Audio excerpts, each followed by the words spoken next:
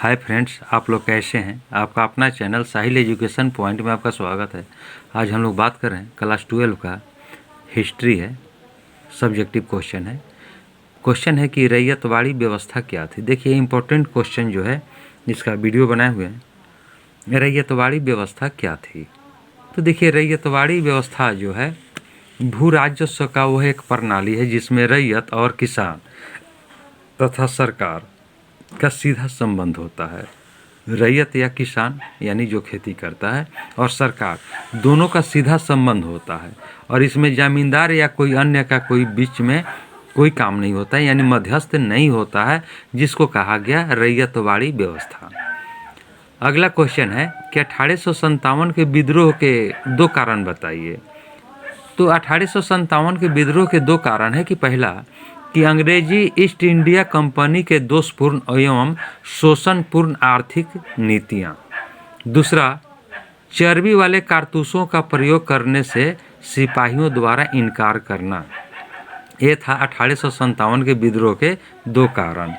अगला क्वेश्चन है, गांधी जी की दांडी यात्रा का उद्देश्य क्या था। देखिए गांधी जी का दांडी यात्रा का मुख्य उद्देश्य जो है नमक के कानून को तोड़ना था। यानी नमक कानून स्वतंत्रता संघर्ष का महत्वपूर्ण मुद्दा इसलिए बन गया क्योंकि इन दिनों नमक के उत्पादन और विक्रय पर ब्रिटिश राज्य को एकाधिकार प्राप्त था। यानी अंग्रेज ही नमक को बना सकता था और बेच सकता था, जिसका एकाधिकार प्राप्त था। नमक गरीब से गरीब और अमीर से अमीर सभी धर्मों, जातियों, वर्णों, लिंगों और क्षेत्रों के लोगों द्वारा प्रयोग में लाया जाता था। नमक के कानून को तोड़ने का मतलब था कि विदेशी दासता और ब्रिटिश शासन की अवज्ञा करना, यानी उसके नियमों को तोड़ना। इससे प्रेरित होकर छोटे छोटे अन्य कानूनों को तोड़ना ताकि स्वराज और पूर्ण स्वतंत्रता स्वतः ही देशवासियों को मिल जाए और स्वतंत्रता संग्राम का अंतिम उद्देश्य पूरा हो सके। अगला क्वेश्चन है कि महात्मा गांधी ने असहयोग आंदोलन क्यों वापस लिया। देखिए दोस्तों, चौरी चौरा नामक स्थान पर जब निहत्थे प्रदर्शनकारियों की भीड़ पर पुलिस ने लाठीचार्ज किया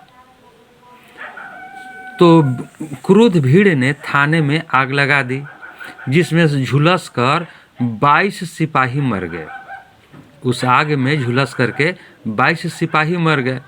गांधी जी को जब यह समाचार मिला तो आंदोलन के हिंसक रूप को देखते ही उन्होंने असहयोग आंदोलन को समाप्त करने की घोषणा कर दी, क्योंकि गांधी जी अहिंसा के पुजारी थे। अगला क्वेश्चन है, सविनय अवज्ञा आंदोलन के दो कारण बताइए।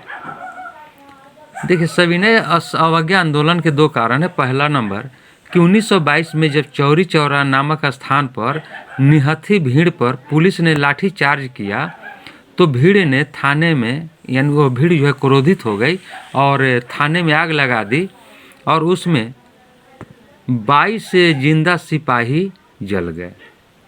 दूसरा नंबर, गांधी जी ने आंदोलन का हिंसक रूप देखा तो उन्हें बड़ी निराशा हुई। अंततः दुखी हृदय से उन्होंने असहयोग आंदोलन को वापस ले लिया। अगला क्वेश्चन है, भारत छोड़ो आंदोलन के दो कारण बताइए। भारत छोड़ो आंदोलन जो है 1942 में गांधी जी ने एक आंदोलन चलाया जिसका नाम था भारत छोड़ो आंदोलन।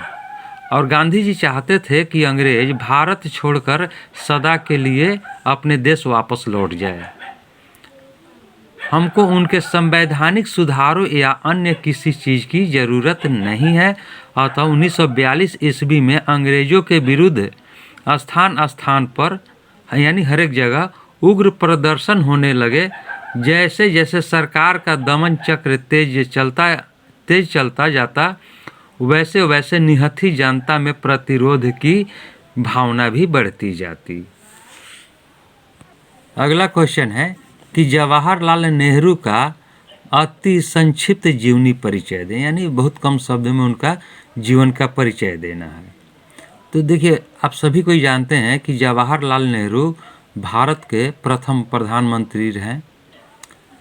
उनका जन्म 14 नवंबर 1889 को इलाहाबाद के एक संपन्न परिवार में हुआ। उनके पिता का नाम मोतीलाल नेहरू और मां का नाम स्वरूप रानी था। पिता पेशे से वकील थे। जवाहरलाल नेहरू को दुनिया के बेहतरीन स्कूलों और विश्वविद्यालयों में शिक्षा प्राप्त करने का मौका मिला था।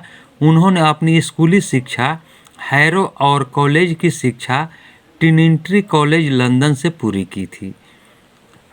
पंडित नेहरू ने शुरू से ही गांधी जी से प्रभावित रहे और 1912 में कांग्रेस से जुड़े। 1930 में नमक आंदोलन में गिरफ्तार भी हुए। उन्हें 6 बार कांग्रेस के पद को सुशोभित किया। उन्होंने 6 बार कांग्रेस के पद को सुशोभित किया और सन 1947 में भारत को जब आज़ादी मिली तब वे भारत के प्रथम प्रधानमंत्री बने।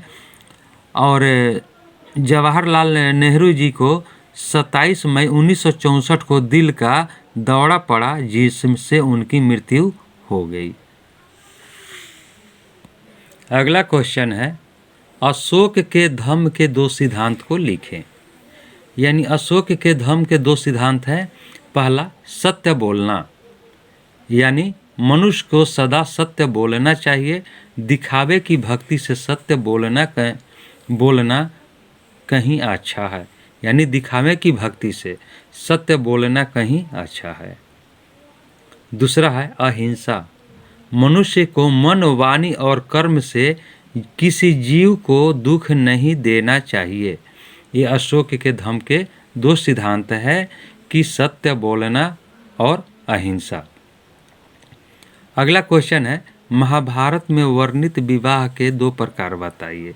तो महाभारत में वर्णित विवाह में 2 प्रकार आपको लिखा गया है, प्रजापत्य विवाह और गांधर्व विवाह।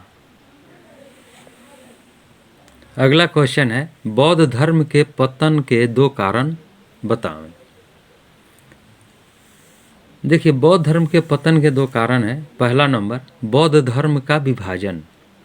यानी कनिष्क के काल में बौद्ध धर्म का विभाजन हीनयान और महायान के रूप में हो गया था। महायान शाखा को मूर्ति पूजा की छूट दी गई, जिसके फलस्वरूप कई लोगों ने फिर से इस धर्म में प्रवेश पा लिया जो पहले इसे छोड़ चुके थे। दूसरा है बौद्ध मठों में भ्रष्टाचार। यानी मठों में सुख सुविधाएं मिल जाने तथा स्त्रियों को भिक्षुणी बनाने की छूट दिए जाने के कारण मठों में भ्रष्टाचार फैल गया। भिक्षु तथा भिक्षुणियाँ धार्मिक कार्यों की आड़ में विषय वासनाओं में लग गए। उनका चरित्र भ्रष्ट हो गया। उनके सब त्याग, तपस्या और आदर्श मिट्टी में मिल गए। गौतम बुद्ध के उपदेशों को भूलकर वे वासनाओं में लिप्त हो गए, जिससे समाज पर बहुत बुरा प्रभाव पड़ा। यह जो है बौद्ध धर्म के पतन के 2 कारण थे। दोस्तों, यह वीडियो आपको कैसा लगा? वीडियो को लाइक करें, शेयर करें। चैनल पर नए हैं तो चैनल को सब्सक्राइब कर लें, बेल आइकन का बटन दबा दें, जिससे कि वीडियो सबसे पहले आप तक पहुंच सके। अब हम लोग अगले वीडियो में मिलते हैं। तब तक के लिए जय हिंद, जय भारत।